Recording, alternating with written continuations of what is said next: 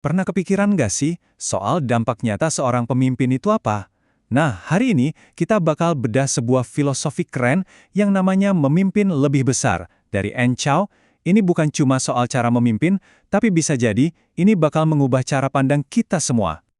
Coba deh, kita jujur-jujuran sebentar. Pernah nggak sih ngerasa capek banget di kantor gara-gara keputusan atasan yang rasanya tuh kok kecil banget gitu? Misalnya, ada potong anggaran yang aneh, atau pas lagi ada tekanan, malah dilempar gitu aja ke tim. Pasti pernah ngalamin kan?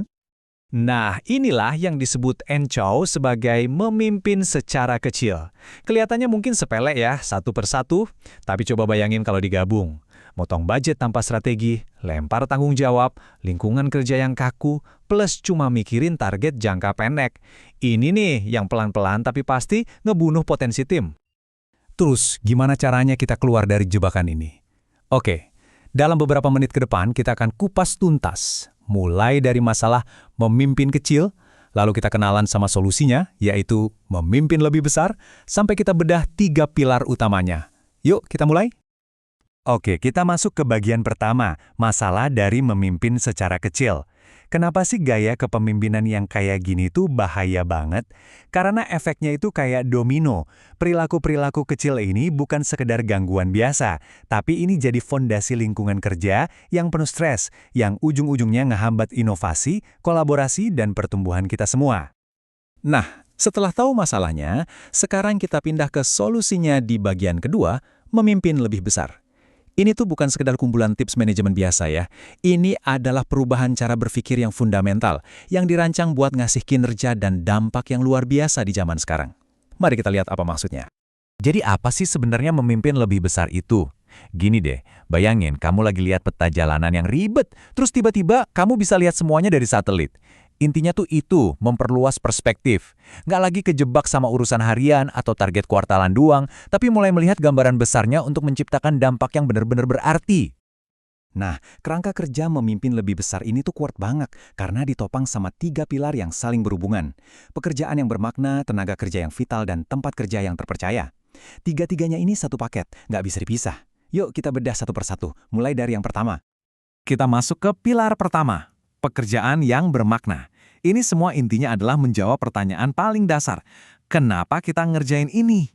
Jauh di atas sekedar cari untung, pemimpin yang hebat itu bisa nyatuin timnya di sekitar sebuah tujuan yang menginspirasi. Mengubah kerjaan sehari-hari jadi sebuah misi. Nah, ini analogi yang keren banget dari Enchow. Coba pikirin bedanya beli kue kering Pramuka sama beli Oreo. Oreo mungkin lebih murah betul. Tapi pas kita beli kue dari Pramuka, ada rasa ikut berkontribusi ke masyarakat kan? Kita jadi terhubung sama tujuan yang lebih besar. Nah, disitulah kekuatan pekerjaan yang punya tujuan, ia menciptakan makna yang lebih dari sekedar jual beli. Contoh paling pas ya, ini visinya Nike. Dengan bilang kalau kamu punya tubuh, kamu itu seorang atlet, mereka dengan cerdas memperluas tujuan mereka. Nggak cuma buat atlet profesional. Mereka jadinya nggak cuma jualan sepatu, tapi mereka jualan inspirasi buat semua atlet di dunia. Nah, itulah inti dari memimpin lebih besar. Tujuan yang hebat nggak ada artinya kalau nggak ada orang-orang yang semangat buat ngejar tujuan itu. Nah, ini yang membawa kita ke pilar kedua, tenaga kerja yang vital. Di sini fokusnya geser dari kenapa ke siapa. Karena tanpa rasa memiliki yang kuat, tujuan sebagus apapun ya cuma jadi tulisan di atas kertas. Analogi ini keren banget deh. Rasa memiliki itu diibaratkan kayak partikel Tuhan di dalam budaya perusahaan. Mirip partikel Higgs boson yang ngasih massa ke materi lain di alam semesta, rasa memiliki itu ngasih bentuk, bobot, dan makna ke semua hal di dalam organisasi. Tanpa itu, semuanya jadi terasa hampa.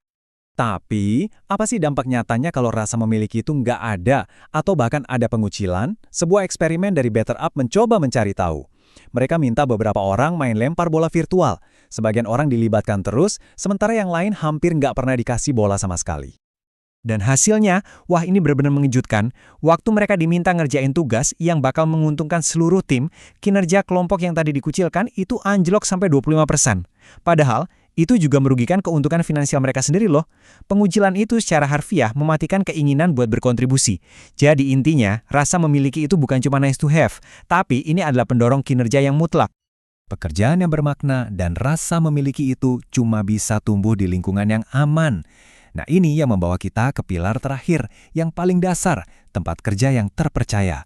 Ini semua soal membangun keamanan psikologis, sebuah lingkungan di mana orang nggak takut jadi diri sendiri, nggak takut ngasih ide gila, atau bahkan nggak takut buat bikin kesalahan. Bedanya tuh jauh banget, kayak langit dan bumi. Di satu sisi, ada lingkungan di mana salah itu jadi kesempatan buat belajar. Di sisi lain, ada lingkungan toksik di mana salah itu berarti hukuman. Yang satu mendorong inovasi, yang satunya lagi malah menciptakan ketakutan. Poin kuncinya adalah, pemimpin hebat itu secara sadar dan aktif membangun rasa aman ini. Mereka nggak cuma berharap itu terjadi dengan sendirinya. Oke, kita udah bedah 3 pilarnya. Sekarang gimana kalau kita gabungin semua ini di bagian terakhir, dampak Anda sebagai pemimpin?